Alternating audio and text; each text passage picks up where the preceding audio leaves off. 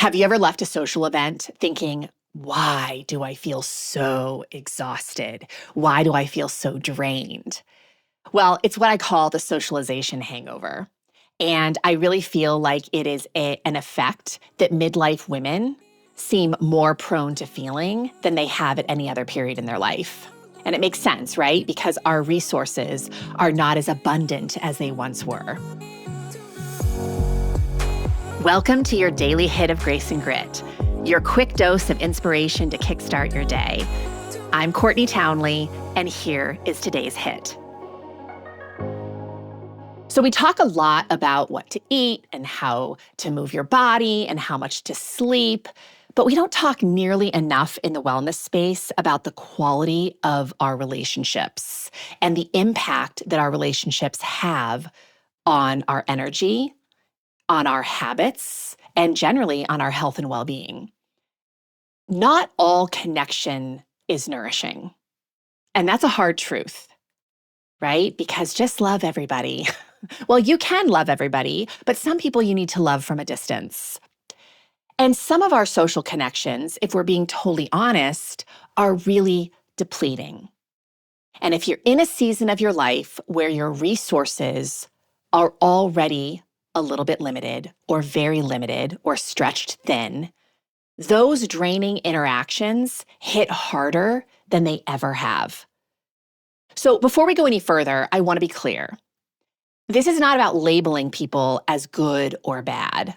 This is about becoming more honest about how much you have to manage yourself in the company of certain people.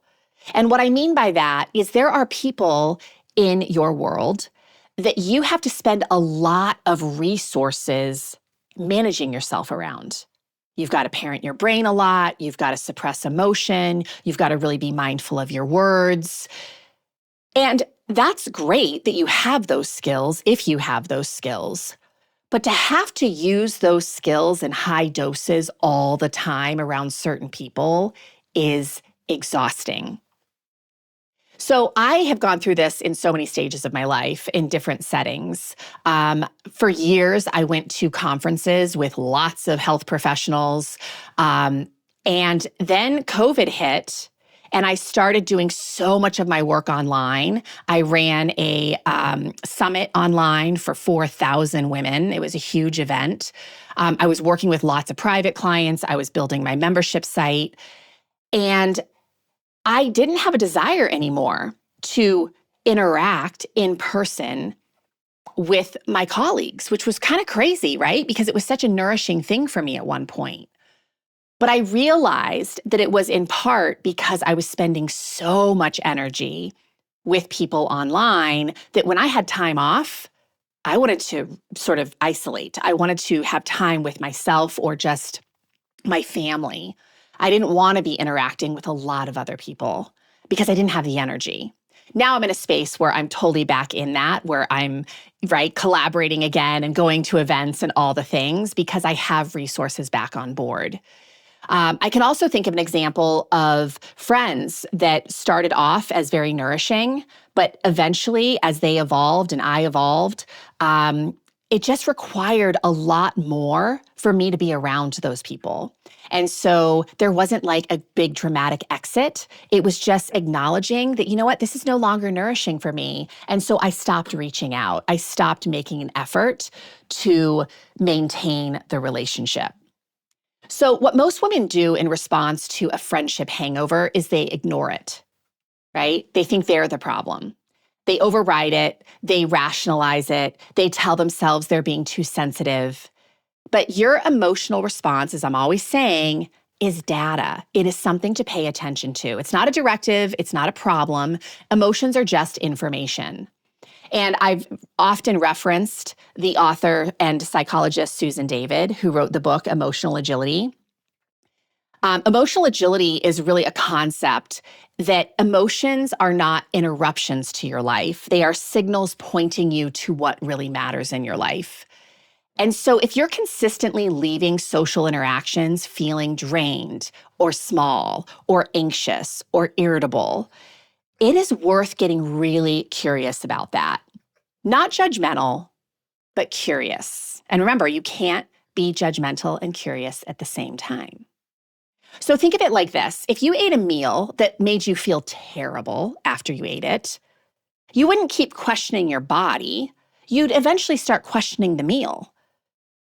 And when it comes to relationships, we do tend to question ourselves and not question the relationship. So here's a simple skill that I want to just leave you with today. I want to offer this to you. Name the after effect. Name the after effect of your social interactions. So that is a simple question of how do I feel in the aftermath of spending time in this environment, with this person, in this community? That's it. That's the question. There's no need to fix anything immediately. There's no need to make massive decisions or blow anything up. Just start building awareness. Because you can't create more nourishing relationships if you're not honest about what's currently draining you. And of course, here's the deeper layer. Sometimes it's not even about the other person, right? Sometimes it's about how you're showing up in the relationship. If you're someone who tends to be an overgiver, you tend to be a people pleaser, you tend to not speak honestly, you try to manage how others perceive you, that will drain you every single time. And so there is a level of responsibility there for your part in why the relationship might be feeling so draining. It's not always the other person.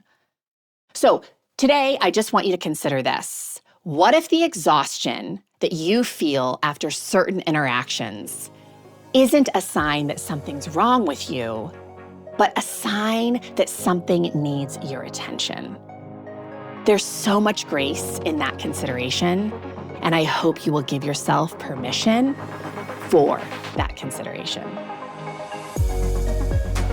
If this stirred something inside of you, imagine what a whole book of clarity and courage could ignite.